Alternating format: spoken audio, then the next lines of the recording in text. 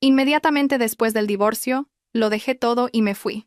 Mi exmarido, en la maternidad de una clínica privada de Madrid, abrazaba a su amante y me dijo con aire de suficiencia: «Una mujer como tú no merece ser la madre de mi hijo». Poco después, un socio de su empresa apareció en la clínica y, con una sola frase, lo hizo derrumbarse en el acto. El calor abrasador de julio en Madrid parecía quemar la piel. Apreté con fuerza el papel que tenía en la mano. No me di cuenta de que el afilado borde del papel me había cortado la palma de la mano. El olor a sangre se mezclaba con el aire bochornoso de la ciudad. Frente a mí se alzaba la imponente puerta principal de los juzgados de familia de Madrid, una puerta que, al igual que mis 3 años de matrimonio, ahora estaba cerrada para siempre. En el momento en que bajé el primer escalón, el móvil en mi bolsillo empezó a vibrar como un loco. Era Javier. Quise estampar el teléfono contra el suelo, pero una fuerza invisible me guió hasta pulsar el botón de aceptar la llamada. Quizás, en el fondo, todavía esperaba algo. Una disculpa, un ápice de arrepentimiento, aunque sabía que era imposible.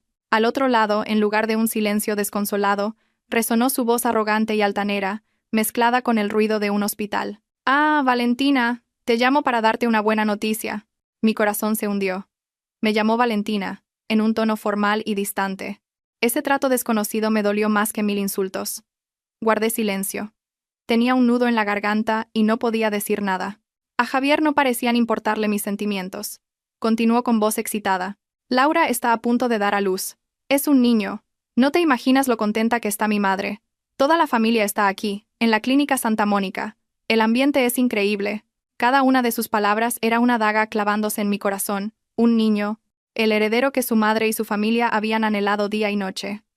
La razón por la que yo había soportado años de miradas de desdén y críticas. Ahora ese niño había llegado, pero no de mi vientre, el de su esposa legal. Respiré hondo intentando que mi voz no temblara. «Enhorabuena, entonces». «Por supuesto», se burló Javier. «Ah, y hay otra razón por la que te llamaba. Lo he estado pensando, y como tienes experiencia en las tareas del hogar, te daré una oportunidad. Puedes venir aquí a ayudar a Laura un tiempo. Y más adelante, podrías ser la niñera de mi hijo. ¿Qué te parece? Para ti, hasta ese puesto es demasiado, pero estoy siendo generoso». Me quedé helada.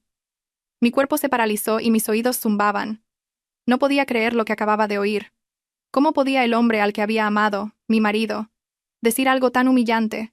No solo me había sido infiel, sino que había pisoteado mi amor, y pretendía convertirme en la sirvienta de su amante y su hijo. Su crueldad sobrepasaba cualquier límite humano. La sangre me hirvió. El dolor se transformó en una ira gélida. Solté una carcajada, una risa amarga y llena de desprecio. «Gracias, pero no lo necesito», escupí antes de colgar. No quería oír ni una palabra más. El último resquicio de esperanza y anhelo se había hecho añicos con sus palabras. Saqué la tarjeta SIM del móvil y la arrojé a la papelera más cercana. Todo había terminado de verdad. Esa llamada no fue el final. Fue la señal de partida para la huida que llevaba tanto tiempo preparando. No volví a casa. Ya no era mi hogar.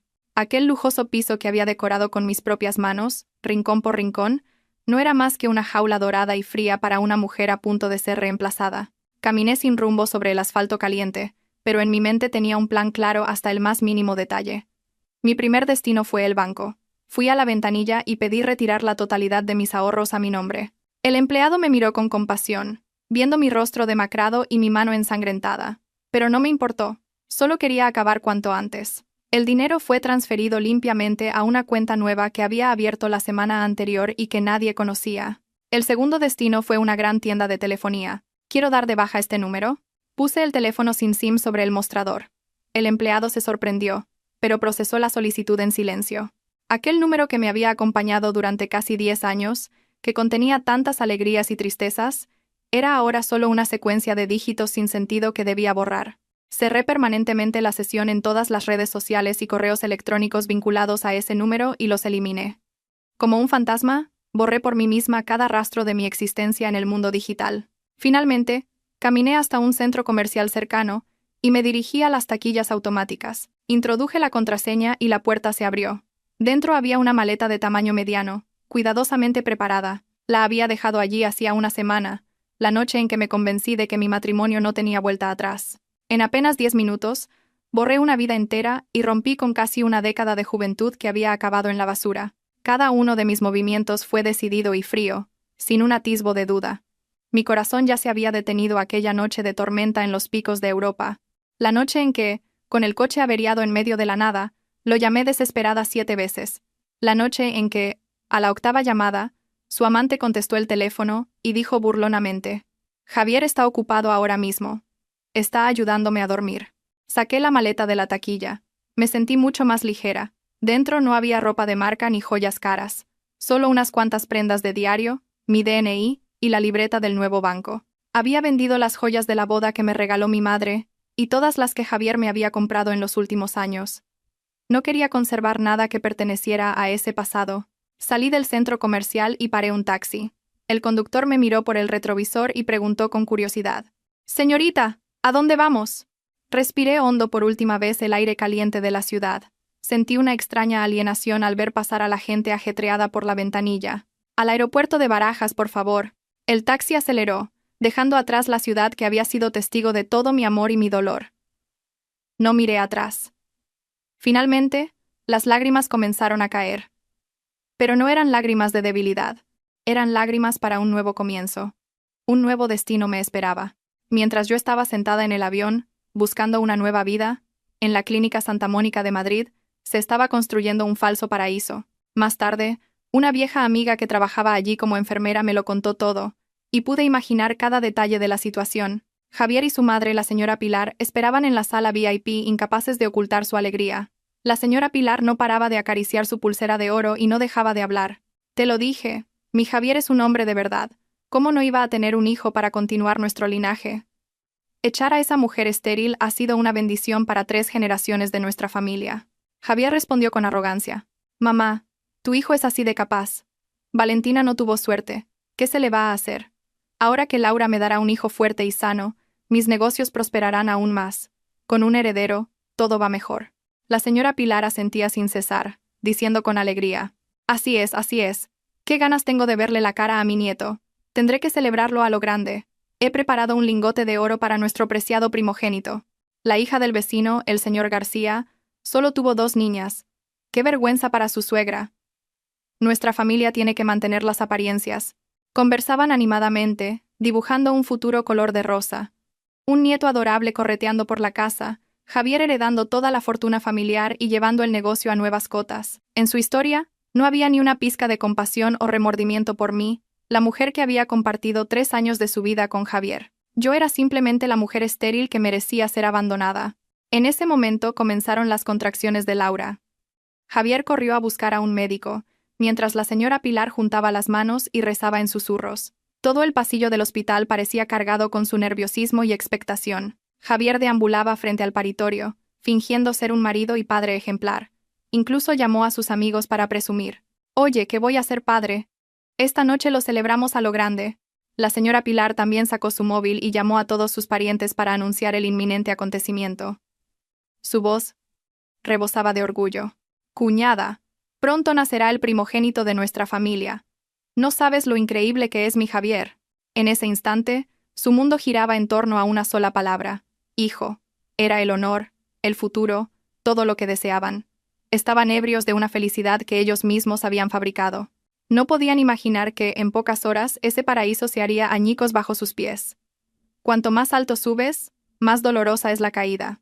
Y estaba segura de que esta caída les dejaría una cicatriz que no olvidarían jamás. Tras varias horas de ansiosa y excitada espera, la puerta del paritorio finalmente se abrió. El llanto vigoroso de un bebé resonó con claridad. Javier y la señora Pilar corrieron hacia allí exultantes. Una enfermera salió con un bebé envuelto en una mantita azul y sonrió. «Enhorabuena, es un principito sano de 2 kilos». La señora Pilar soltó un grito de alegría y juntando las manos dio gracias al cielo. «Dios mío, mi preciado nieto». Se asomó para ver al bebé, diciendo sin parar que era idéntico a Javier. «Esa nariz aguileña y esa frente despejada, es clavado a mi Javier». Javier, incapaz de contener su alegría, sacó un sobre grueso con dinero y se lo dio a la enfermera. «Muchas gracias.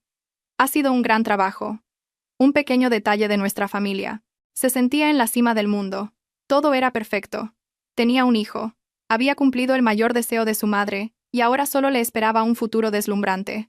Pero justo entonces, apareció la jefa de enfermeras, una mujer de aspecto experimentado y severo. Miró alternativamente a Javier y a la señora Pilar. Luego echó un vistazo al bebé y dijo con un tono dubitativo: «Enhorabuena. Sin embargo, hay un pequeño asunto que debemos comunicarles de inmediato». La señora Pilar, embargada por la alegría, le restó importancia con un gesto. «Cualquier problema. Lo hablamos luego. Primero quiero ver a mi nuera». La jefa de enfermeras mantuvo su seriedad y detuvo a la señora Pilar. «Este es un asunto muy importante. Concierne directamente al bebé y al señor Javier». Javier frunció el ceño. «¿Qué ocurre? Mi hijo está sano, ¿verdad?» «El bebé está perfectamente sano, pero durante los análisis rutinarios posteriores al parto, hemos detectado algo inusual». La enfermera hizo una pausa. Miró a Javier directamente a los ojos y dijo con claridad: «Su grupo sanguíneo es AB». Javier estaba desconcertado. «¿Y qué pasa si es AB? Yo no entiendo de esas cosas». La señora Pilar también mostró su disgusto. «¿Y eso qué más da? Mientras sea un niño, el grupo sanguíneo es lo de menos». La jefa de enfermeras negó con la cabeza. Su voz seguía siendo tranquila, pero tenía peso. «Señor, según el historial médico que nos proporcionaron, su grupo sanguíneo es O. Genéticamente, es imposible que un padre con grupo sanguíneo O y una madre de cualquier otro grupo tengan un hijo con grupo sanguíneo AB». El ruidoso pasillo se sumió en un silencio sepulcral. Las sonrisas de Javier y la señora Pilar se congelaron en sus rostros. Javier balbuceó: «¿Pero qué tonterías está diciendo? Eso es imposible. Tiene que haber un error».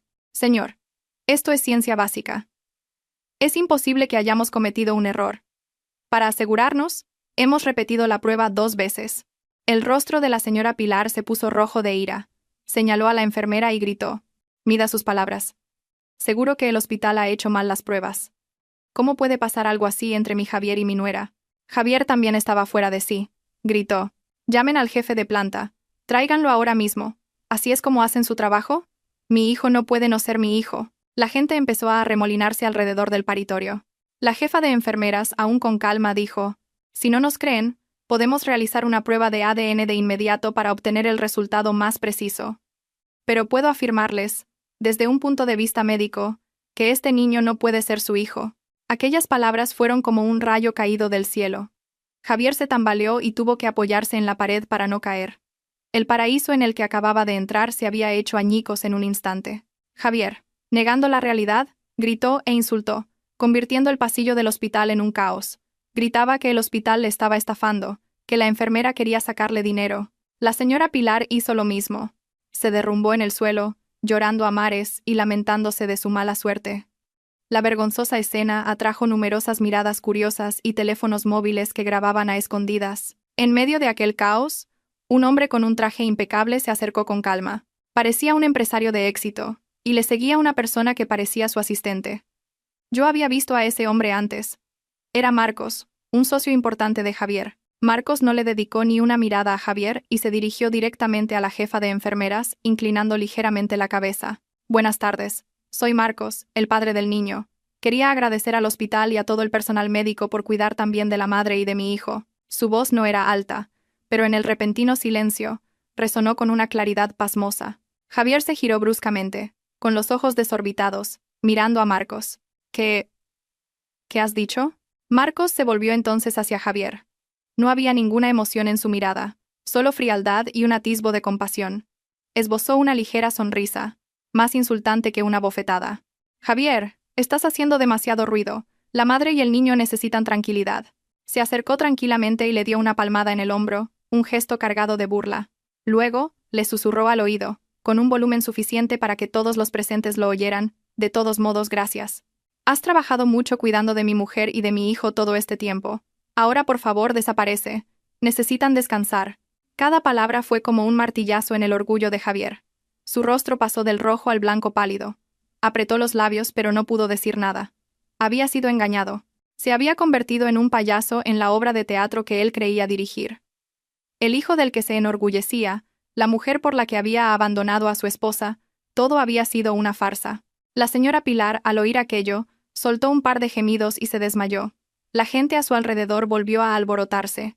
Javier se quedó plantado en medio del pasillo, como si le hubieran clavado al suelo. Miró a Marcos, al bebé en brazos de la enfermera y a las miradas que se cernían sobre él. Miradas de sorpresa, curiosidad y, sobre todo, de burla. La humillación lo envolvió por completo. Su orgullo, su arrogancia, todo se derrumbó en un instante. Retrocedió unos pasos, tambaleándose. Las piernas le fallaron y acabó desplomándose en medio del vestíbulo del hospital. Fue la caída más dolorosa y humillante de su vida. El traidor finalmente probó el sabor de la traición.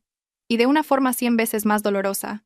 El avión se estremeció ligeramente al despegar, y luego se estabilizó. Miré por la ventanilla. La ciudad bajo mis pies se hacía cada vez más pequeña, y las luces parpadeantes de la noche parecían una lejana constelación de estrellas. Realmente me había ido. Una sensación de libertad y al mismo tiempo una profunda tristeza me invadieron. El zumbido constante de los motores del avión, como una triste nana, trajo de vuelta los recuerdos que tanto me había esforzado en enterrar. Recordé los dulces inicios de nuestro matrimonio. Javier era un marido cariñoso. Siempre sabía cómo hacerme feliz.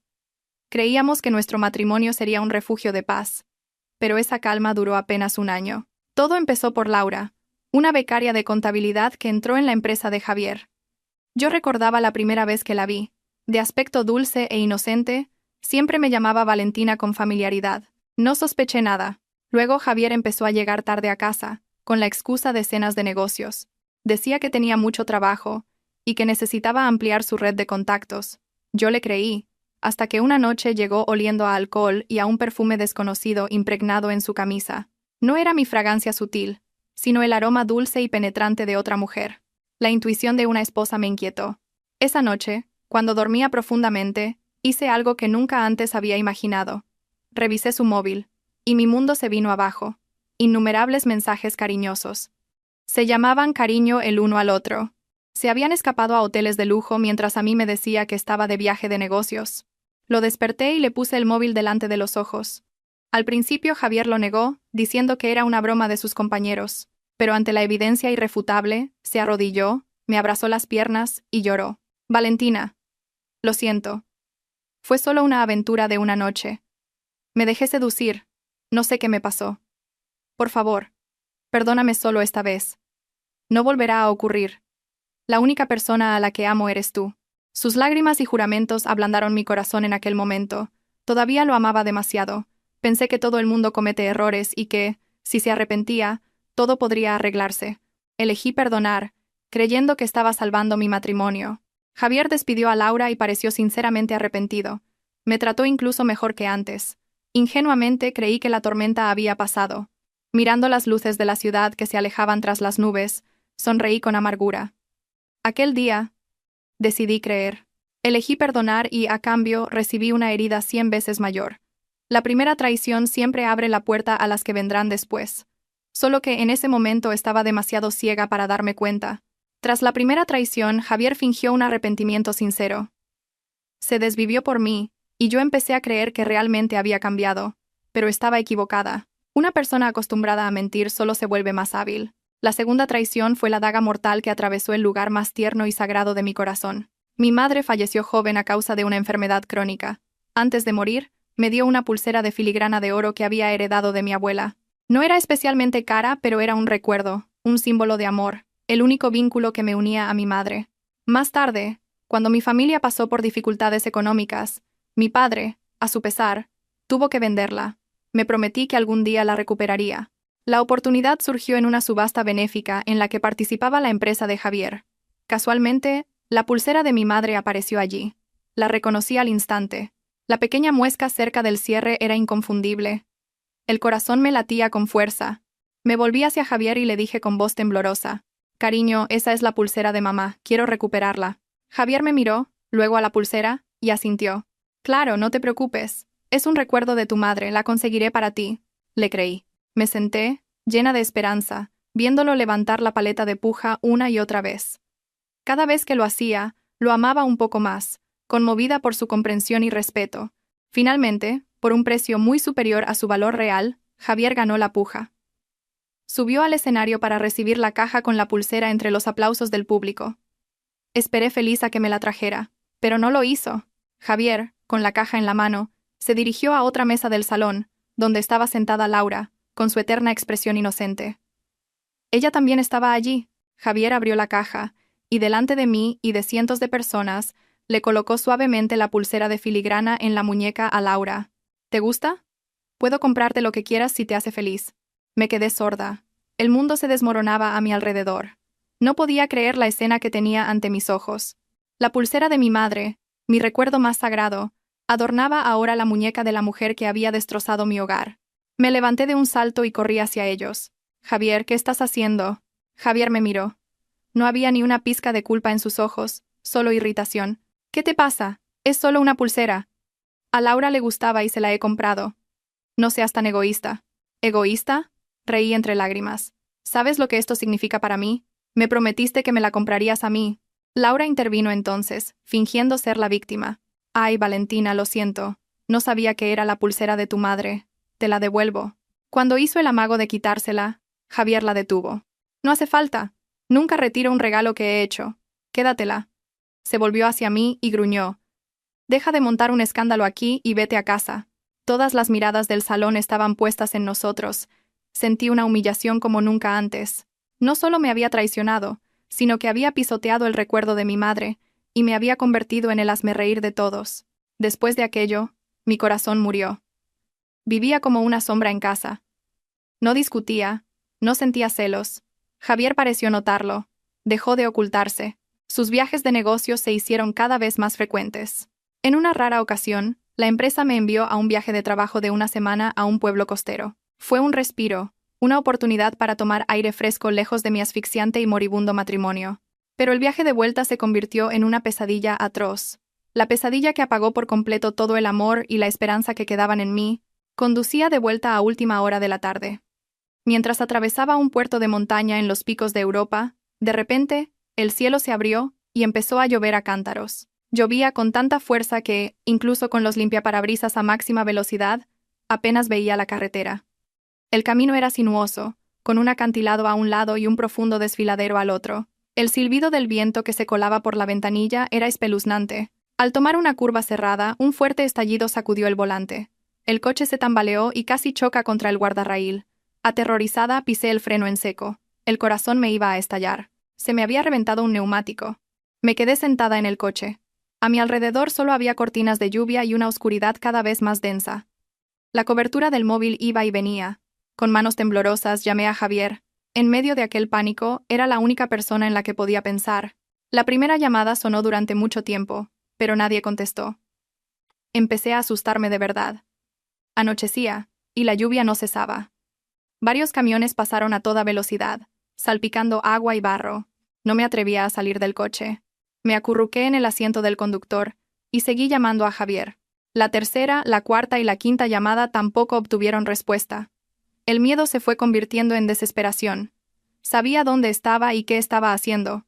Seguramente con Laura, pero aún así, no perdí la esperanza. Esperaba que viera mis llamadas perdidas y me devolviera la llamada. La batería del móvil estaba por debajo del 10%. Hice la sexta y la séptima llamada. Al otro lado. Solo un silencio cruel. Las lágrimas empezaron a brotar. Me sentía sola e indefensa. ¿Por qué tenía que estar yo en esta situación? ¿Por qué el hombre al que tanto había amado me abandonaba así cuando más lo necesitaba? Mirando la pantalla moribunda del móvil, hice una última llamada, la octava, con la débil esperanza de que quizás se hubiera dejado el teléfono en algún sitio. Esta vez, al primer tono, alguien contestó. Diga, al otro lado, una voz de mujer soñolienta e irritada. Era la voz de Laura. Mi corazón se detuvo. Lo esperaba, pero el dolor de la confirmación fue peor de lo que había imaginado. Conteniendo los sollozos, dije con voz quebrada. Pásame con Javier. Hubo un breve silencio, seguido de su risa ligera. Una risa llena de triunfo y provocación. ¿Qué pasa a estas horas de la noche? Javier está ocupado ahora mismo, está ayudándome a dormir. Si no es importante, habla con él mañana. Cada una de sus palabras fue como 1000 cuchillos apuñalando mi corazón. ¿Ocupado ayudándote a dormir? Era increíble. Su esposa estaba atrapada en una peligrosa carretera de montaña bajo la lluvia, y él estaba ocupado. Justo entonces, oí la voz de Javier al otro lado.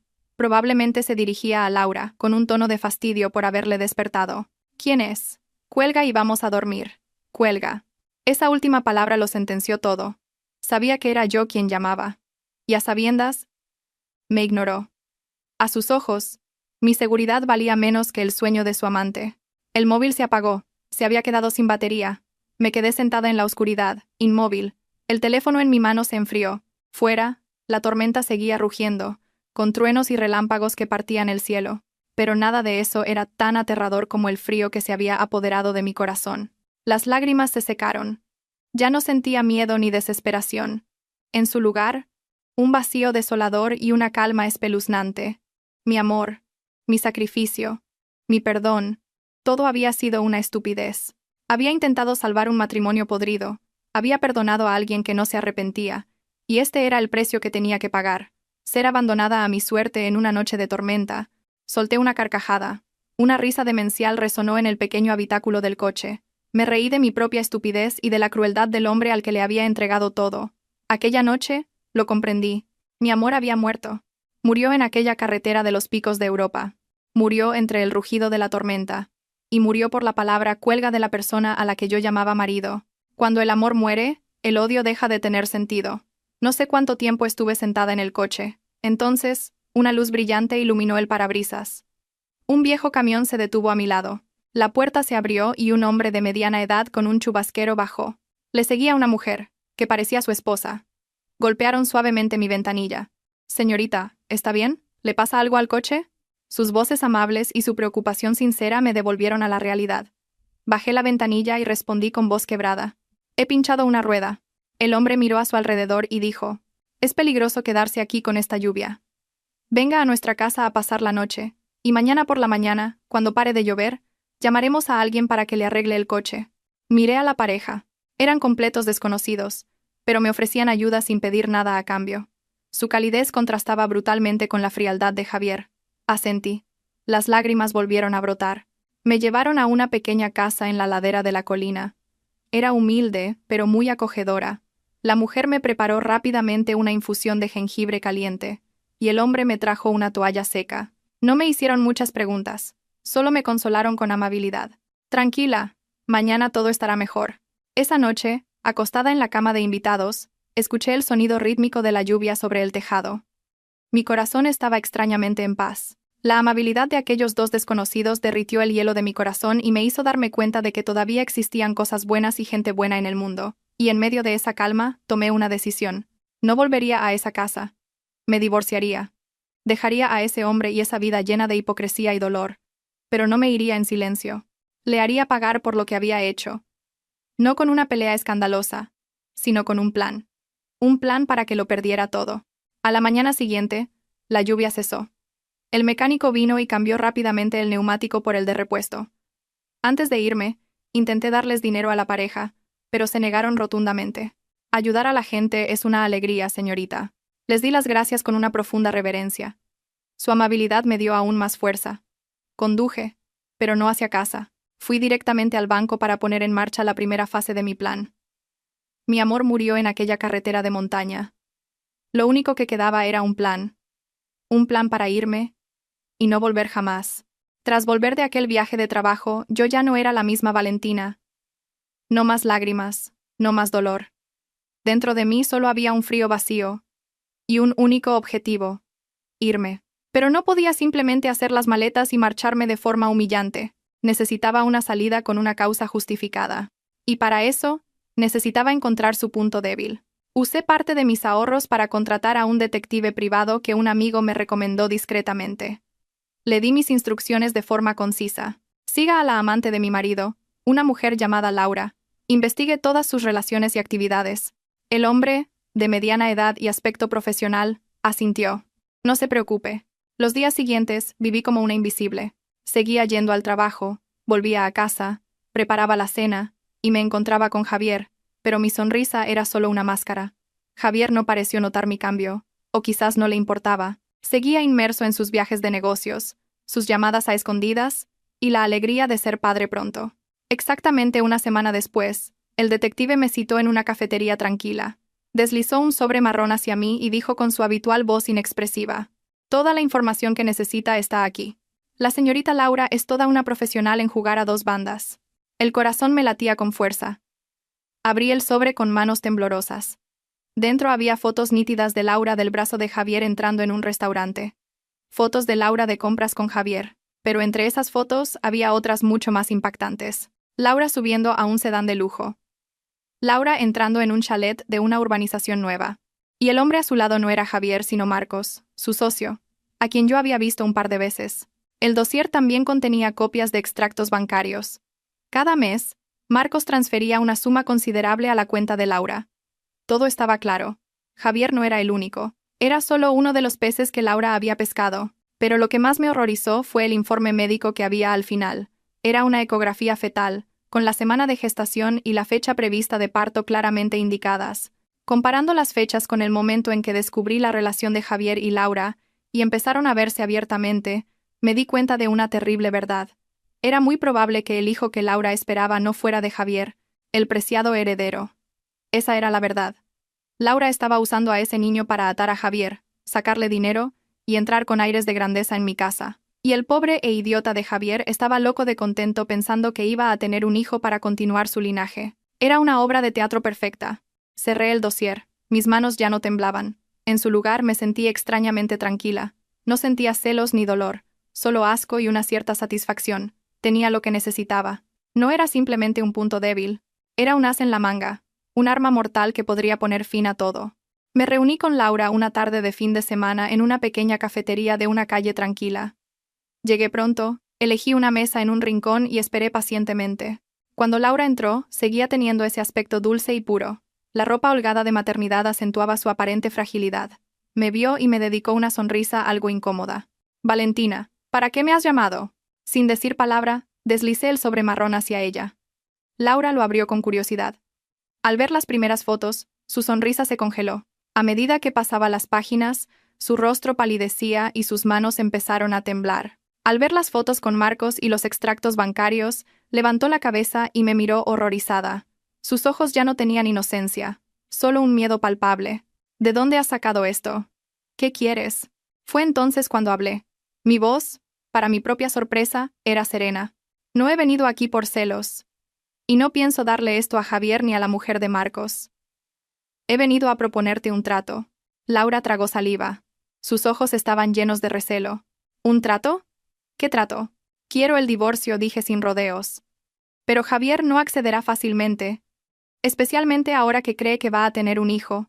Por eso necesito tu ayuda. Deslicé otra bolsa de papel hacia ella. Dentro había un fajo de billetes bien ordenado. 30.000 euros. Ayúdame a que Javier firme los papeles del divorcio, dije con claridad. Cuando esté hecho, este dinero será tuyo, y te entregaré todas estas pruebas. Después, cada una por su lado. Tú consigues lo que quieres, el puesto de señora de la casa junto a Javier, y yo consigo lo que quiero, mi libertad. Laura miró fijamente el dinero. Una codicia inocultable brilló en sus ojos, pero aún dudaba. Pero, ¿cómo voy a hacer que firme? No es tonto. No es tonto, pero es arrogante y vanidoso, respondí. Y esa es su mayor debilidad. Confía en ti, te adora. Especialmente ahora. Si eres un poco lista, no será difícil. Me levanté y cogí mi bolso. Te doy 2 días para pensarlo. Si aceptas, mándame un mensaje. Si no, no puedo garantizar a dónde irán a parar estas fotos. Salí sin mirar atrás. Sabía que aceptaría. Para gente como Laura, el amor es una quimera, el dinero y el estatus son la realidad. Usé su codicia como arma. Era un trato justo, sin emociones de por medio. Como esperaba, a la noche siguiente recibí un mensaje de Laura. Solo una palabra. Acepto. El plan se desarrolló más rápido de lo que pensaba. Javier, eufórico por la inminente llegada de su hijo, decidió hacerse un gran regalo, un yate para salir a navegar con su nueva familia los fines de semana. La firma del contrato de compraventa se celebraría en un restaurante de lujo, donde había organizado una fiesta con algunos de sus amigos más cercanos. Era la oportunidad perfecta para Laura. Esa noche, no pude dormir. Me senté en el salón, aferrando el móvil. Estaba nerviosa y ansiosa. Un pequeño error podría arruinar todos mis esfuerzos. Hacia las 10 de la noche, llegó un mensaje de Laura. Esta noche firma el contrato del yate. Colaré los papeles del divorcio entre los documentos. Respondí con un escueto vale. Podía imaginar la escena. Javier, sentado entre sus amigos, borracho, presumiendo de su futuro hijo y de su nuevo yate. Su ego estaría por las nubes. Laura, con una expresión cariñosa, le pondría delante un grueso fajo de papeles. Cariño, revisa el contrato otra vez y firma. Ya he comprobado todas las cláusulas. Javier, ebrio de triunfo y de confianza ciega en su adorable amante, probablemente solo hojearía unas pocas páginas. Estaría demasiado ocupado presumiendo ante sus amigos, imaginándose a sí mismo al timón de su yate con su bella mujer y su preciado hijo. ¿Cómo iba a darse cuenta de que, entre esos papeles, se encontraba el documento de divorcio con las cláusulas más favorables para mí, redactadas por mi abogado, cogió el bolígrafo y firmó sin dudar en todas las páginas marcadas. Esperé hasta casi la medianoche. El corazón me latía con fuerza. Entonces, el móvil vibró. Era una foto de Laura. La última página de los papeles del divorcio, con la firma impecable de Javier. Y un mensaje a continuación. Hecho. Mañana por la mañana iré a por el dinero. Solté un suspiro de alivio. Sentí como si una pesada piedra que había oprimido mi pecho durante años se hubiera desvanecido. No sentía alegría ni satisfacción, solo un vacío ligero. Era irónico que un matrimonio que empezó con amor terminara con una firma inconsciente en medio de una mentira. A la mañana siguiente cumplí mi palabra. Le di el dinero a Laura y recibí los papeles originales del divorcio. Ella cogió el dinero y se fue a toda prisa, sin decir una palabra, como si temiera que yo cambiara de opinión. Miré los papeles en mi mano, la firma familiar de la persona que una vez fue mi todo. Mis manos no temblaban. Con calma, los doblé y los guardé en mi bolso. Y fui directamente al juzgado. Cuando entregué los documentos a la funcionaria, me miró con lástima. ¿Lo ha pensado bien? Sonreí por primera vez después de días y días de oscuridad y asentí. Sí, nunca he estado más segura. La suerte estaba echada. Todo estaba decidido. El avión me llevó a mi nuevo destino, un tranquilo pueblo junto a un lago, cuando la ciudad aún estaba sumida en la niebla del amanecer. Al salir del aeropuerto, el aire fresco y limpio, con aroma a pinos y flores, llenó mis pulmones. Era completamente diferente al aire viciado y asfixiante de la ciudad que acababa de dejar. Respiré hondo. Sentí como si todas mis preocupaciones se desvanecieran. No quería alojarme en un hotel ni en un ruidoso complejo turístico. Quería encontrar un lugar verdaderamente tranquilo para empezar de nuevo. Después de un día entero de búsqueda, encontré una pequeña y bonita casa de una sola planta a orillas del lago sereno. La casa era vieja y la pintura estaba desconchada en algunas partes, pero tenía un amplio jardín delantero cubierto de maleza y una valla de rosales silvestres descuidados. Me enamoré de ella a primera vista. Como yo, no era perfecta, pero tenía una vitalidad latente. Con un poco de dedicación se volvería hermosa. Alquilé la casa por un año. Los días siguientes me dediqué a limpiarla y arreglarla. Rasqué la pintura vieja y la pinté toda de un blanco inmaculado. Recorrí tiendas de segunda mano y elegí una a una las mesas, sillas y estanterías que me gustaban. Todos los muebles eran sencillos y rústicos, en lugar de la opulencia de mi antiguo apartamento. Dediqué la mayor parte de mi tiempo al jardín. Arranqué las malas hierbas, aré la tierra y planté lavanda, margaritas y algunas hierbas aromáticas. El trabajo físico me agotaba y me llenaba de tierra, pero mi corazón se sentía extrañamente feliz y en paz.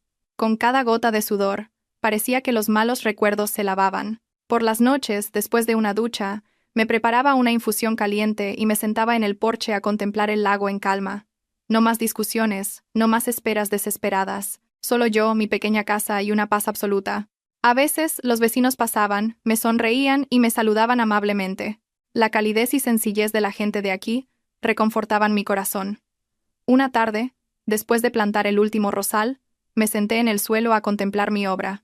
El terreno desolado se había convertido en un jardín cuidado y lleno de vida. La casita blanca y coqueta destacaba entre el verdor. Sonreí. Sí, mi nueva vida empezaba hoy. Una vida sin Javier, sin mentiras ni traiciones. Solo Valentina y un futuro que construiría con mis propias manos. El tiempo en mi nuevo hogar transcurría en paz. Después de un mes de preparativos, mi pequeña cafetería finalmente abrió sus puertas. La llamé La Calma de Valentina. Calma por la tranquilidad que anhelaba, y Valentina por mí misma. Quería una vida serena y autónoma. La cafetería no era grande. Unas pocas mesas de madera rústica, una pequeña barra y algunas macetas de margaritas en el alféizar de la ventana. Pero era el lugar donde había volcado toda mi pasión. Mi vida había entrado en una nueva órbita, sencilla, pero significativa. Me levantaba temprano, paseaba por la orilla del lago, y luego abría la cafetería. Tostaba y molía el café yo misma, y su aroma impregnaba todo el espacio. Mis clientes eran principalmente vecinos del pueblo y algunos turistas que buscaban un ambiente tranquilo. Venían, pedían un café, leían un libro y contemplaban el lago en silencio. Fue aquí donde conocí a Mateo. Era arquitecto y vivía con su hija de 5 años, Clara, en la casa de enfrente. La primera vez que los vi fue cuando Clara, con sus grandes ojos negros y redondos, entró corriendo en la cafetería y se me quedó mirando. «Señora, ¿vende leche calentita? Papá no me deja tomar café». La voz clara de la niña me hizo sonreír. Me agaché a su altura y le sonreí. «Claro, tengo una leche calentita deliciosa. ¿Quieres probarla y contarme un cuento?» Clara asintió. «Vale». Le contaré el cuento de la Bella Durmiente. Justo entonces Mateo entró apresuradamente. Tenía una expresión de disculpa en el rostro. Lo siento mucho, mi hija es muy inquieta. Clara, ven aquí. Sonreí y le resté importancia con un gesto. No se preocupe. Es un encanto de niña. Desde ese día, padre e hija se convirtieron en clientes habituales. Cada mañana, antes de llevar a Clara a la guardería, Mateo pasaba por aquí para que la niña se tomara un vaso de leche caliente. Era un hombre callado y tranquilo, pero su mirada siempre era cálida, especialmente cuando miraba a su hija. Su mujer había fallecido en un accidente de tráfico 2 años atrás, y él criaba a su hija solo. No hablábamos mucho. Solo saludos cordiales y sonrisas. Pero cada mañana, su presencia se convirtió en una parte familiar de mi rutina, una luz que iluminaba mi día. Algunos días, Clara me traía un dibujo garabateado para enseñármelo. Señora Valentina, este dibujo es de usted. Tiene el pelo largo como la princesa Rapunzel. Miré la figura con el pelo largo en el dibujo y sonreí abiertamente. Hacía mucho tiempo que no reía de una forma tan natural y feliz. Mateo, de pie a su lado, me miraba y sonreía. Su mirada era increíblemente tierna. Una tarde, mientras me preparaba para cerrar, Mateo entró. Dudó un momento y luego dijo: «Este fin de semana voy a llevar a Clara al jardín botánico. Si le parece bien, ¿le gustaría venir con nosotros? A la niña le cae usted muy bien». Me detuve un momento y, sin darme cuenta, asentí. Sí, me encantan las flores. Cuando se fue, me quedé de pie en el mismo sitio.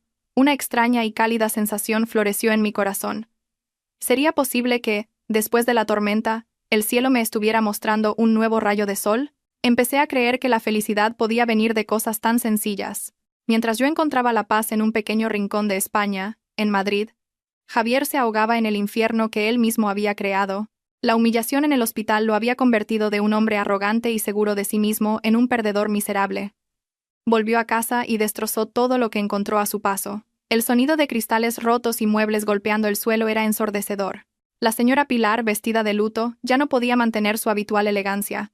Se derrumbó en el sofá, llorando y recriminando a su hijo. «Estúpido, te lo advertí. Te dije que esa Laura no era trigo limpio. Y ahora mira, sin dinero, sin honor. ¿Con qué cara vamos a mirar ahora a nuestros parientes?» Javier, borracho y furioso, gritó: «Cállate, mamá, ¿tú qué sabes? Todo es culpa de esa Valentina. Ella me tendió una trampa, me las pagará». Empezó a echarme toda la culpa a mí. En su mente febril, era yo quien había planeado todo para humillarlo. No se daba cuenta de que su propia traición y estupidez eran la causa de todo. La humillación se convirtió en un odio retorcido. Empezó a buscarme como un loco. Fue a nuestro antiguo apartamento, esperando que yo volviera. Pero la casa vacía solo acumulaba una fina capa de polvo. Yo no me había llevado nada. Llamó cientos de veces a mi antiguo número. Pero solo recibía el frío mensaje de: «El número que ha marcado no existe». Contrató a un detective para que me encontrara a toda costa. Incluso fue a ver a mis padres a su pueblo. Pero los vecinos le dijeron que hacía mucho tiempo que habían vendido la casa y se habían mudado, y nadie sabía a dónde. Todos mis rastros parecían haberse evaporado de la faz de la tierra. La impotencia volvía a Javier cada vez más loco. Se refugió en el alcohol y descuidó su negocio.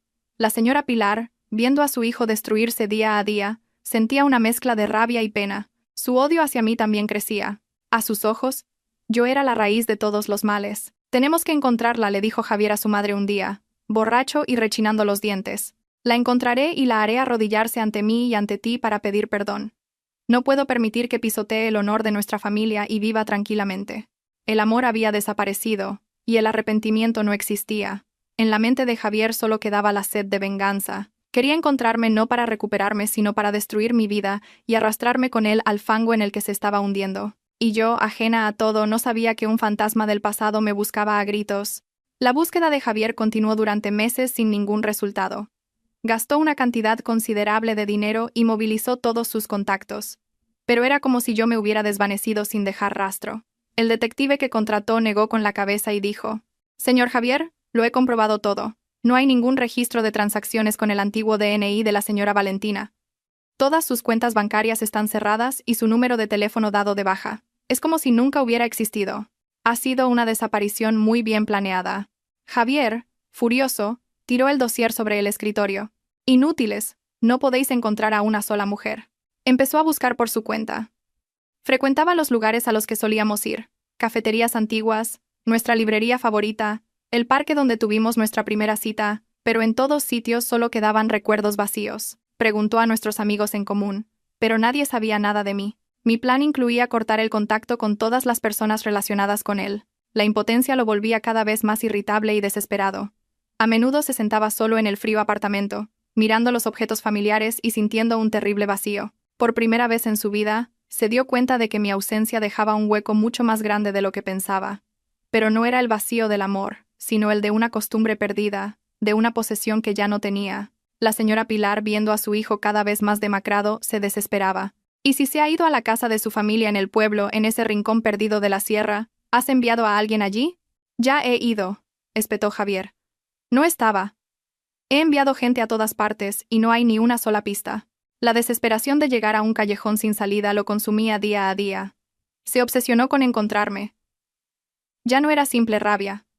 Se había convertido en una compulsión. No podía aceptar que la mujer a la que siempre había ignorado, la que pensaba que nunca podría dejarlo, hubiera desaparecido de una forma tan perfecta.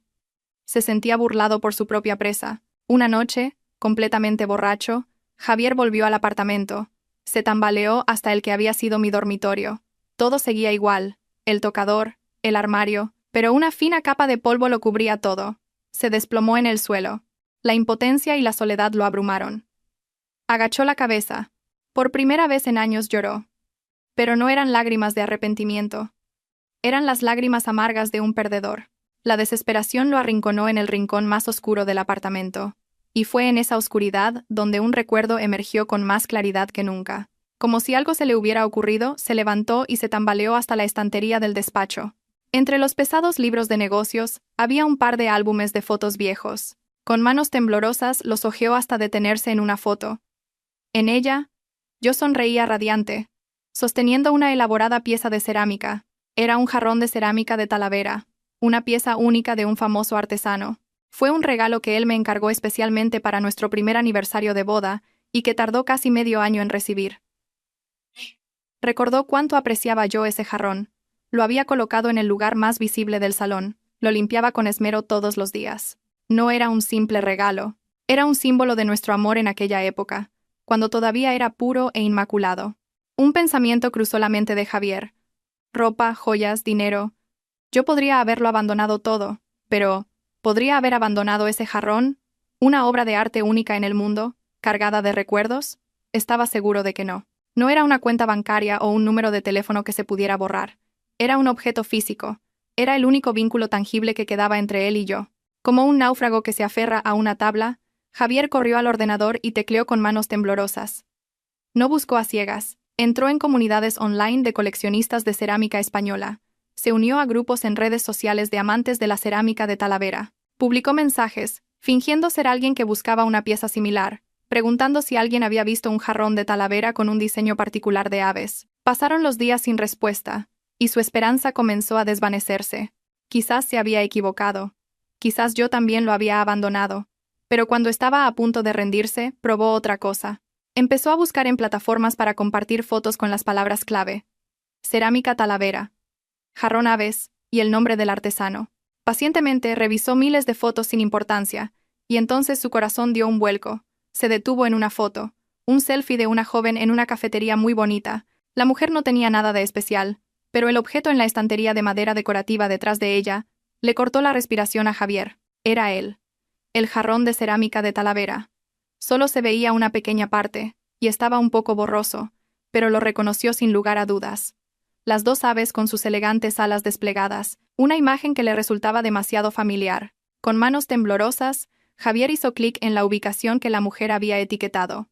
Aparecieron las palabras: La Calma de Valentina, Lago Sereno, Zamora. Amplió la foto, con los ojos pegados a la pantalla. Lo había conseguido. Después de meses de búsqueda desesperada, finalmente me había encontrado.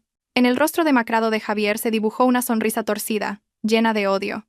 Valentina, no puedes escapar de mí. La vida en mi nuevo hogar transcurría tan plácidamente.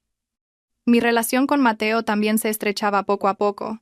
Nuestras conversaciones ya no se limitaban a saludos formales, sino que se convirtieron en profundos intercambios sobre la vida y las dificultades pasadas.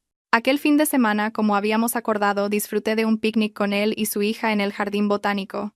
Ver a Clara corretear entre los macizos de flores de colores, con su risa cristalina llenando el aire, alegró mi corazón. Hacía mucho tiempo que no veía a Clara reír tanto, dijo Mateo en voz baja a mi lado. Gracias. No digas eso, sonreí. Yo también me lo estoy pasando muy bien. En ese momento, bajo el suave sol de la tarde, creí de verdad que podía dejar atrás el pasado y vivir una nueva vida, que los días oscuros realmente habían terminado. Pero no sabía que, justo cuando sentía la felicidad, un fantasma del pasado había recorrido cientos de kilómetros para encontrarme. Mientras yo disfrutaba en el jardín botánico, Javier ya había llegado a mi pueblo. No estaba de vacaciones.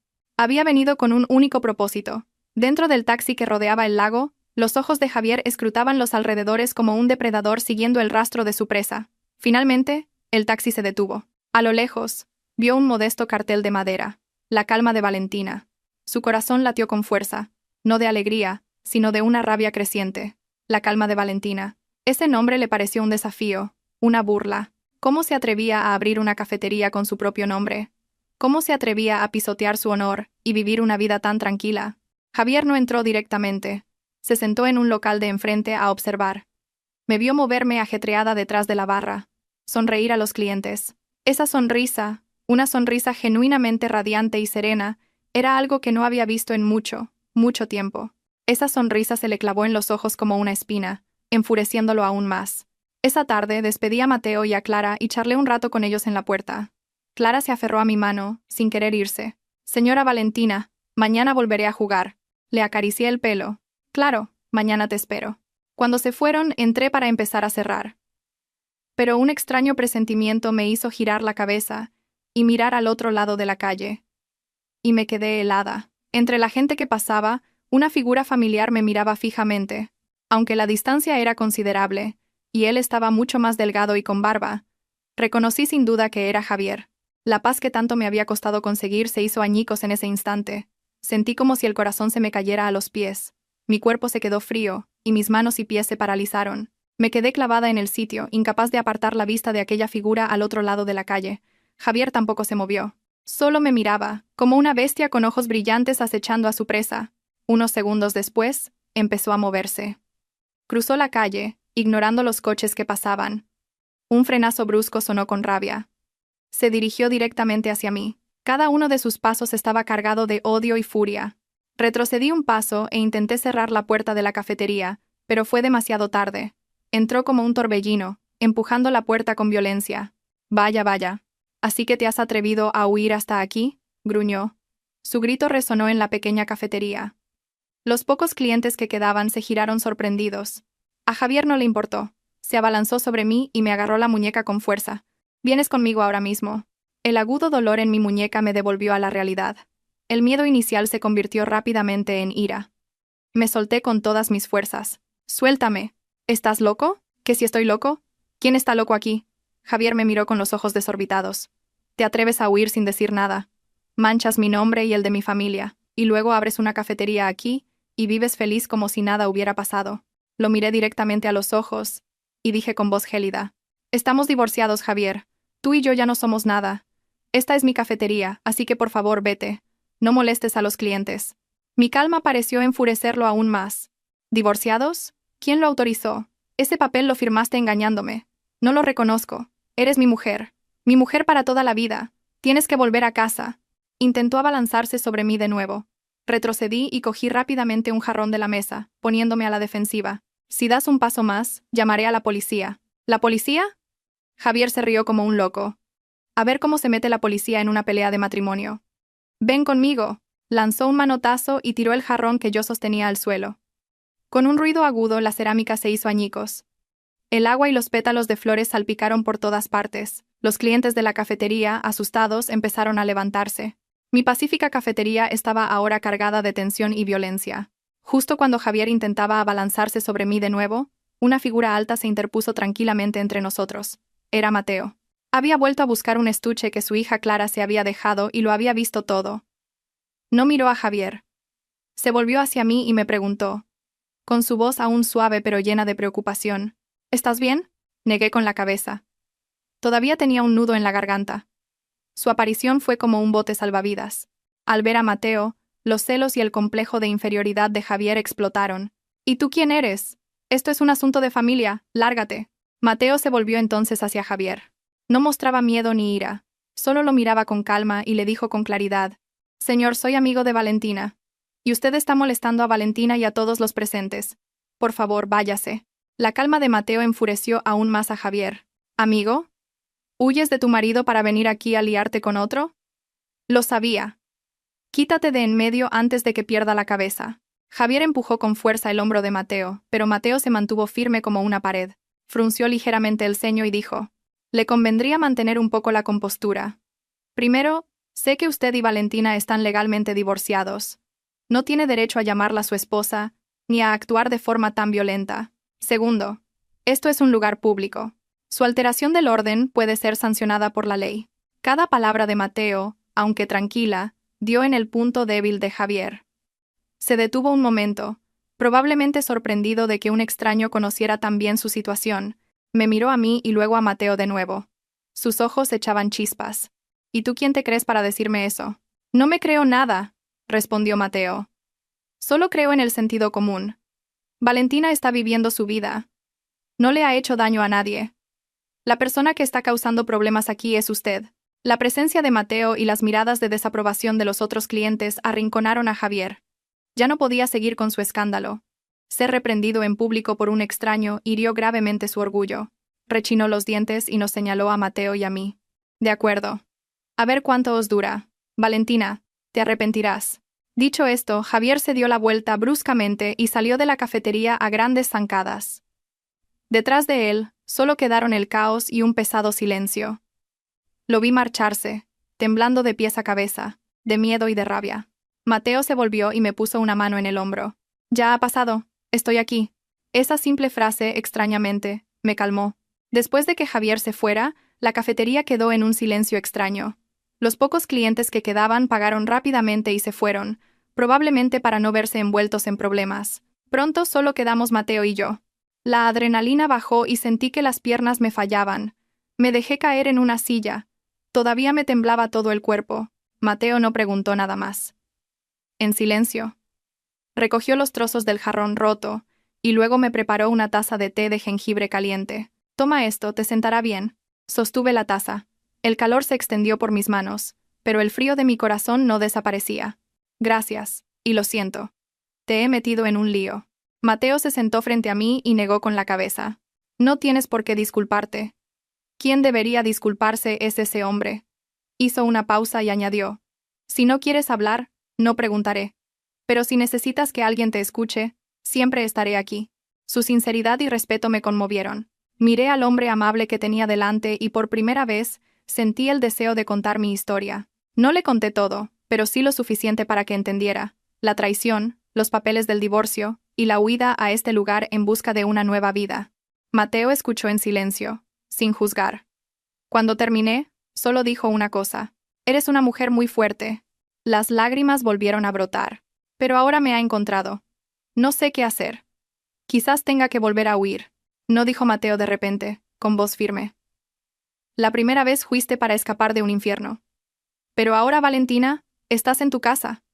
Nadie tiene derecho a echarte de aquí. No tienes por qué volver a huir. Sus palabras fueron como una corriente eléctrica que recorrió mi espalda. Es verdad. ¿Por qué tengo que huir? Esta es la vida que he construido con tanto esfuerzo. El lugar donde he encontrado la paz. No puedo dejar que Javier la destruya tan fácilmente. Me sequé las lágrimas y miré a Mateo. Mi mirada era mucho más decidida. Tienes razón. No voy a huir más. Pero tengo que proteger este lugar y a mí misma. Te ayudaré, respondió Mateo sin dudarlo. Nos sentamos juntos y discutimos los pasos a seguir. Lo primero y más importante era reforzar la seguridad de la cafetería y de mi casa. Sería bueno instalar cámaras, sugirió Mateo, tanto dentro de la cafetería como en el jardín. Al menos eso le disuadirá de actuar imprudentemente. Y si pasa algo, tendremos pruebas. Acepté de inmediato. Era una idea muy sensata. El incidente de hoy había sido una advertencia. No me había desanimado ni me había hecho huir. Al contrario, me había hecho más fuerte y decidida. Tras el altercado con Javier, mi vida sufrió una pequeña conmoción. Las miradas curiosas de algunos clientes, los rumores infundados, pero con la ayuda de Mateo, todo volvió a la normalidad rápidamente. Me instaló un sistema de cámaras discreto. una en la caja registradora que cubría toda la cafetería y otra apuntando al jardín delantero. Empecé a sentirme un poco más segura, pero siempre mantenía una cautela en mi interior. Unas 2 semanas después, una tarde tranquila con pocos clientes, una figura familiar apareció de repente en la puerta. Me quedé helada. Era la señora Pilar, mi ex-suegra, pero hoy parecía completamente diferente. No había rastro de su habitual elegancia y arrogancia. Vestía ropa más modesta, su rostro estaba demacrado, y sus ojos afilados tenían ahora un toque de tristeza. Entró dudando y me miró con ojos escrutadores. «Hija, he venido a verte». Me quedé detrás del mostrador, con los brazos cruzados, y respondí con un silencio gélido. Sabía que esto era otra actuación. Al ver mi falta de reacción, la señora Pilar puso una expresión de dolor. Se secó una lágrima furtiva. «Sé que he hecho mal. Lo siento. Desde que te fuiste, Javier no es el mismo. No para de beber. Y a mí se me parte el alma al verlo. Todo es culpa mía. Lo he malcriado». Su actuación era tan convincente que si no fuera por el daño que ella y su hijo me habían causado, casi me la habría creído. Seguí en silencio. Al ver que su intento de apelar a mis emociones no funcionaba, cambió de táctica. Puso una cesta cuidadosamente envuelta sobre la mesa. «Sé que no quieres verme. Solo he venido a ver cómo estabas. Me alegro de que hayas abierto una cafetería tan bonita. Te he traído una infusión de hierbas relajantes. Dicen que es muy buena por aquí. La he preparado yo misma. Bébetela, tranquilízate un poco y olvida todo lo malo que ha pasado». Empujó la cesta hacia mí. Dentro había una gran botella de cristal con un líquido de un verde claro. Su sonrisa parecía increíblemente bondadosa, pero yo sabía que detrás de ella se escondía una trama malévola. Miré de reojo a la pequeña cámara en la esquina del techo, que lo grababa todo en silencio. Decidí seguirle el juego. Suspiré, fingiendo cansancio. «Ya es agua pasada. Tampoco quiero removerlo. Gracias por el detalle, señora». La llamé señora a propósito. El rostro de la señora Pilar se tensó por un momento, pero rápidamente volvió a su expresión lastimera. «Todavía estás enfadada conmigo. Pero por favor, acepta mi detalle. Me sentaré un momento y me iré enseguida». Se sentó en una silla cercana. Sus ojos seguían recorriendo la cafetería y de vez en cuando me miraba de reojo, como esperando que bebiera la infusión. Cogí la botella. Noté el frío del cristal. Le dediqué a la señora Pilar una sonrisa sociable. «La infusión tiene una pinta deliciosa. Le serviré una taza a usted también». La señora Pilar agitó las manos apresuradamente, con una sonrisa algo forzada.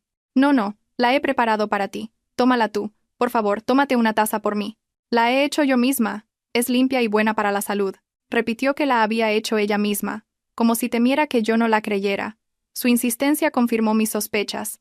Cogí una taza e hice el amago de servirme. Los ojos de la señora Pilar brillaron, siguiendo cada uno de mis movimientos. Pero justo cuando iba a inclinar la botella, fruncí el ceño de repente y me llevé una mano al estómago. La señora Pilar preguntó preocupada: «¿Qué te pasa?». Le resté importancia con un gesto. «No es nada. Debe de ser el reflujo otra vez. Últimamente, si como algo que no conozco, me sienta mal. El médico me ha dicho que no tome té ni café por un tiempo». «Lo siento mucho, señora. Aprecio su detalle, pero no puedo beberlo ahora mismo», dije con voz apesadumbrada. Vi claramente la decepción pasar por su rostro, pero la ocultó rápidamente con una sonrisa compasiva. «Ah, vaya, qué enfermedad más molesta. Si no puedes beberlo, déjalo. Bébelo más tarde, cuando estés mejor. Me quedaré un ratito más y luego me iré, que se me hace tarde». Se quedó unos minutos más, charlando de trivialidades, y luego se fue. Antes de irse se dio la vuelta y no olvidó decir: «Bébete la infusión, es buena para la salud». «Sí».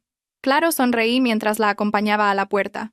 Cuando su figura desapareció tras la colina, mi sonrisa se desvaneció al instante. Cerré la puerta de golpe y eché el cerrojo. Miré la botella de infusión sobre la mesa y sentí un escalofrío. Si no hubiera estado alerta y me la hubiera bebido, ¿qué habría pasado? Probablemente me habría quedado profundamente dormida, y al despertar, quizás me habrían llevado a algún sitio, o algo peor. No quería ni pensarlo.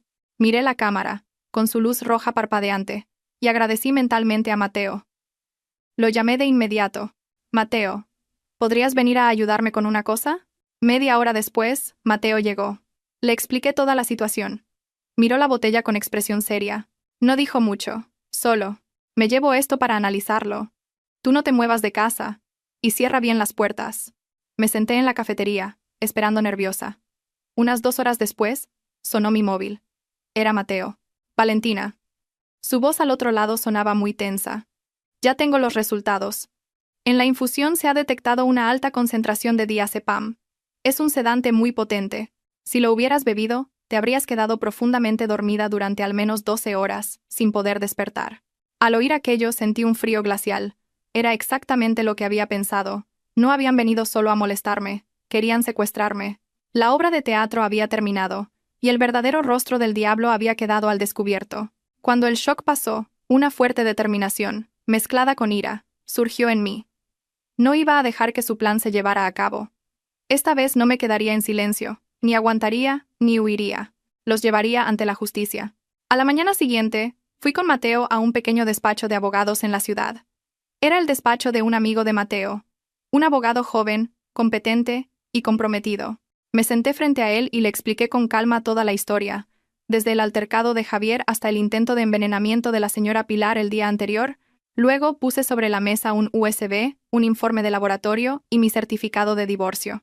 Este USB contiene la grabación de la cámara en la que se ve a mi ex-suegra entrando en la cafetería, entregándome la botella de infusión e insistiéndome para que la bebiera, dije con claridad. Y este es el informe del análisis de esa infusión. Y esto demuestra que ya no tengo ninguna relación matrimonial con su hijo. El abogado examinó todas las pruebas meticulosamente, vio el vídeo varias veces y leyó el informe con atención. Cuando terminó, levantó la vista y me miró. Había un rastro de admiración en sus ojos. Señora Valentina, ha hecho un trabajo excelente recopilando las pruebas de forma tan impecable. Con lo que tenemos, podemos denunciarla por intento de lesiones. Es un acto claramente premeditado que podría haber tenido consecuencias muy graves. Mateo, sentado a mi lado, me cogió la mano para darme fuerzas. Queremos que todo esto se resuelva por completo. Queremos que Valentina esté a salvo. El abogado asintió. Entendido. Dada la gravedad del asunto y el anterior altercado de su exmarido, podemos solicitar a la policía medidas cautelares. En concreto, una orden de alejamiento de emergencia. No podrán acercarse a usted ni a la cafetería a una distancia determinada. Al oír eso, sentí un poco de alivio. Era exactamente lo que más necesitaba en ese momento. Entonces, ¿qué tenemos que hacer ahora?, pregunté. Ahora mismo redactaremos una denuncia adjuntando todas estas pruebas y la presentaremos en la comisaría de policía. Con pruebas tan evidentes, confío en que la policía iniciará la investigación rápidamente. Esa tarde, fui con el abogado a la comisaría. No temblé ni lloré. Expuse los hechos con claridad. Había venido a reclamar mi propia justicia. Cuando salí de la comisaría, ya atardecía. El cielo se teñía de tonos anaranjados. Respiré hondo el aire limpio de la tarde. Por primera vez en mucho tiempo, sentí que me había vuelto realmente fuerte. Ya no era el cordero asustado que solo sabía huir. Había aprendido a ser un erizo que saca sus púas para defenderse. Apenas 2 días después, la ley demostró su rigor. Recibí una llamada del abogado. Señora Valentina, me acaba de llamar la policía. Han citado a declarar a la señora Pilar y al señor Javier. La orden de alejamiento también ha sido aprobada por el juez. Estaba en la cafetería en ese momento. Al oír la noticia, me temblaron las manos de la emoción. Por fin había llegado el día. Me enteré de que la policía había ido hasta el hotel donde se alojaban Javier y la señora Pilar. La aparición repentina de los agentes con la citación judicial dejó a madre e hijo atónitos. Ser escoltados por la policía fuera del vestíbulo del hotel, bajo las miradas curiosas de tanta gente, fue una humillación considerable para ellos, que tanto valoraban las apariencias. En comisaría, la señora Pilar al principio lo negó todo, afirmando que solo me había llevado la infusión por mi salud, sin ninguna mala intención. Incluso interpretó el papel de víctima, llorando y diciendo que yo la estaba acusando falsamente por rencor. Pero cuando la policía proyectó el vídeo de la cámara en una pantalla grande, todas sus excusas se vinieron abajo. El vídeo mostraba su expresión hipócrita, sus palabras melosas y su insistencia sospechosa, y cuando el informe del laboratorio, con la anormalmente alta concentración de diazepam, se puso sobre la mesa, se derrumbó por completo. Javier, como cómplice, tampoco pudo negarlo. Agachó la cabeza y no dijo nada. Finalmente, admitieron todo el plan. Querían secuestrarme, llevarme de vuelta a Madrid y obligarme a reconciliarme con Javier, o al menos, tenerme bajo su control.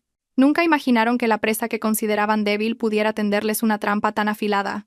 Como el acto no llegó a causar daños graves, evitaron una pena de prisión, pero recibieron una lección muy cara. Ambos fueron multados con 10.000 euros cada uno, un total de 20.000 euros, por alteración del orden público e intento de lesiones. Y lo más importante, tuvieron que firmar un compromiso y acatar la orden de alejamiento del juez.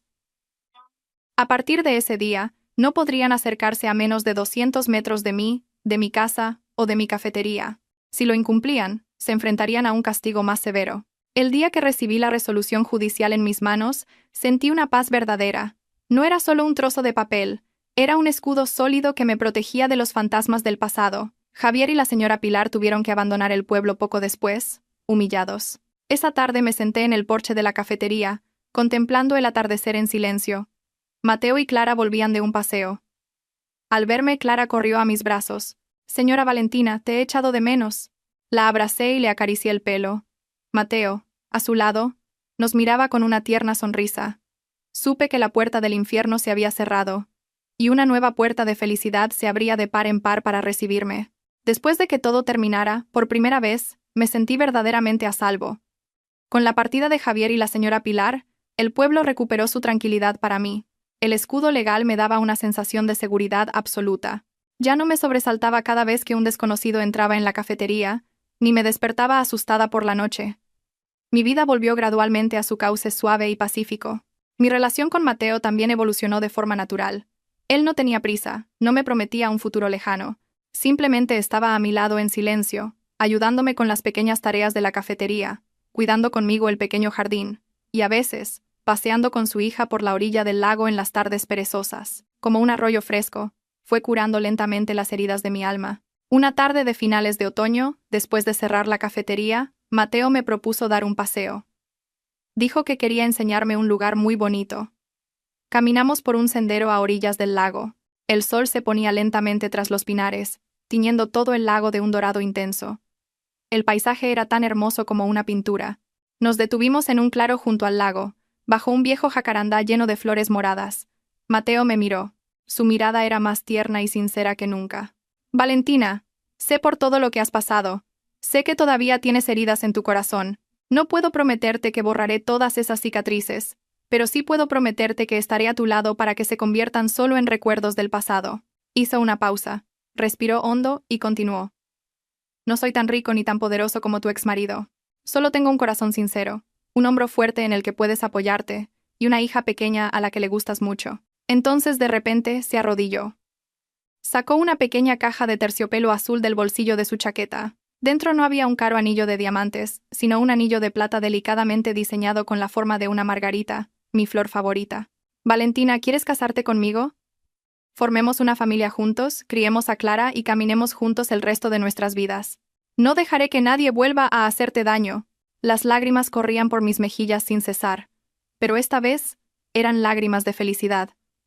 Después de todo lo que había pasado, pensaba que mi corazón ya no podría volver a amar, pero el hombre que tenía delante me demostró que estaba equivocada. Con su amabilidad, su paciencia y su amor sincero, había derretido de nuevo mi corazón helado. Sin decir palabra, asentí entre lágrimas.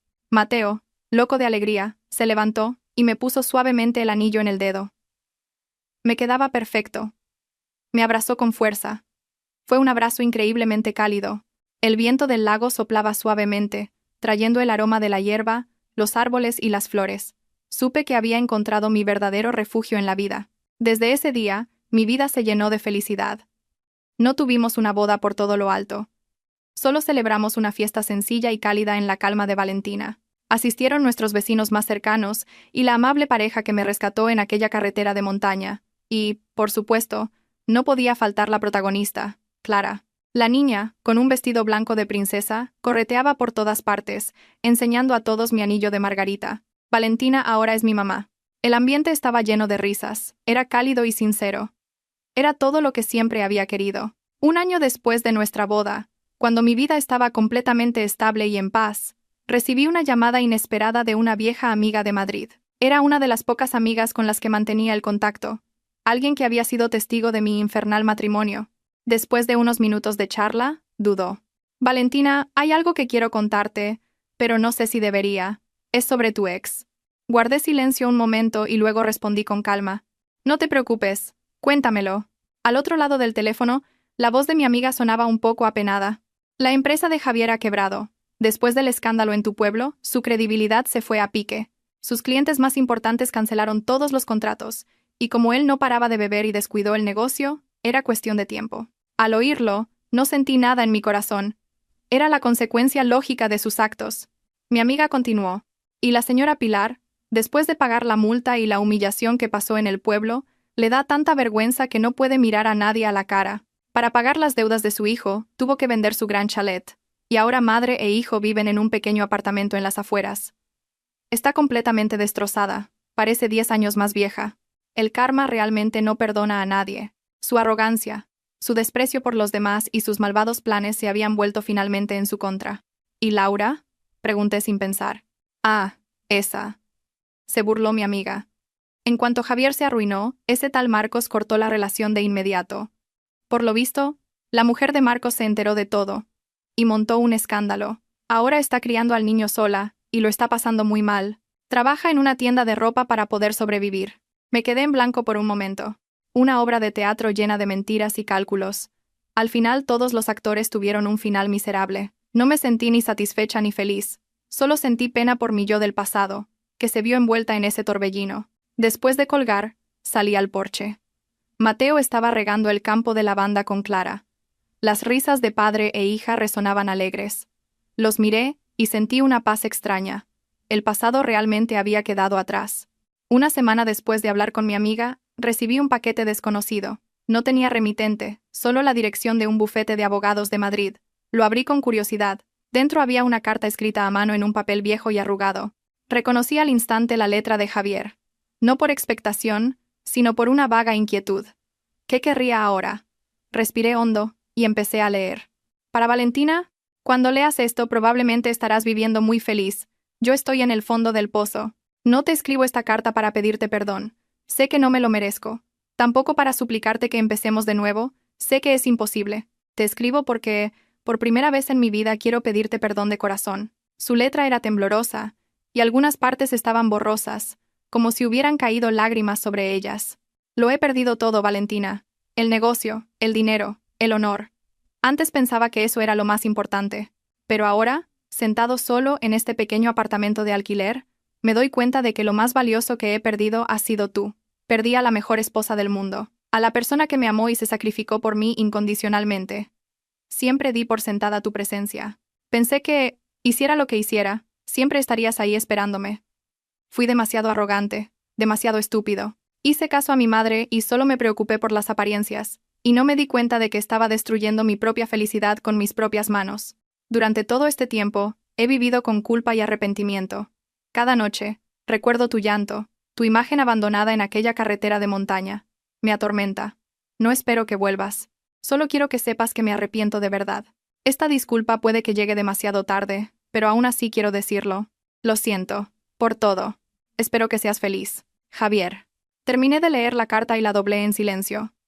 No sentí ni lágrimas, ni rabia, ni satisfacción. Mi corazón estaba extrañamente en paz. Quizás cuando una persona llega al límite del dolor, el odio también desaparece. Salí al jardín, donde Mateo le estaba enseñando a Clara a dibujar. Me acerqué al viejo brasero que usábamos para quemar las hojas secas del jardín. Arrojé la carta a las llamas. El fuego creció y devoró el papel en un instante. Mateo se acercó y me cogió la mano con suavidad. ¿Pasa algo? Negué con la cabeza y le sonreí. No es nada. Solo estaba quemando las últimas cenizas del pasado. Perdoné a Javier. No porque él mereciera el perdón, sino porque yo merecía la paz. Este perdón no era para darle a él una oportunidad, sino para darme a mí misma una liberación completa. A partir de este momento, el pasado realmente ya no tenía ninguna deuda conmigo. El sol de la tarde bailaba sobre los macizos de margaritas. El aire limpio traía el aroma de la tierra, los pinos y el café recién hecho que acababa de preparar. Estaba sentada en un columpio de madera con un libro en la mano, pero mis ojos no podían apartarse de la escena que tenía delante. Mateo, con Clara a cuestas, jugaba al pilla-pilla en nuestro pequeño jardín. La risa cristalina de la niña y la risa cariñosa de él se mezclaban, creando la música más feliz y sencilla que jamás había oído. Clara, al ver que la miraba, bajó de la espalda de su padre y corrió a mis brazos. «Mamá Valentina, papá Mateo es demasiado rápido, no puedo atraparlo». La abracé y besé su suave pelo. «¿Qué te parece si luego mamá y tú nos unimos para atrapar a papá Mateo?» «Sí», gritó la niña, loca de contenta. Mateo se acercó y se sentó a mi lado, pasando un brazo por mis hombros de forma natural. «¿Qué están tramando mis dos chicas?» Apoyé la cabeza en su hombro y sonreí misteriosamente. Nos quedamos así sentados, contemplando en silencio el jardín y el lago sereno que brillaba a lo lejos. No hacían falta grandes palabras ni promesas eternas. A veces, la felicidad era simplemente estar en un lugar tan pacífico con las personas que amas. De repente, me di cuenta de que la vida es como un vasto océano. A veces está en calma y claro, pero otras veces, las tormentas rugen y olas gigantescas se levantan. Hubo un tiempo en que fui arrastrada por las olas de la traición y la mentira, y pensé que nunca más saldría a flote. Pero nadé por mí misma y encontré mi propio faro. Ese faro eran Mateo y Clara, esta casa y esta vida tranquila. Ellos me demostraron que después de la tormenta siempre llega la calma, y me hicieron creer que el amor verdadero y la bondad siempre existen. Encontré al hombre con el que podría navegar a través de todas las tormentas y contemplar todos los mares hermosos del mundo. Cerré los ojos y respiré hondo. El olor de las flores, el olor de la felicidad. Realmente había vuelto a nacer, más fuerte y más serena que nunca. El nuevo capítulo de mi vida, un capítulo lleno de sol y risas, realmente había comenzado.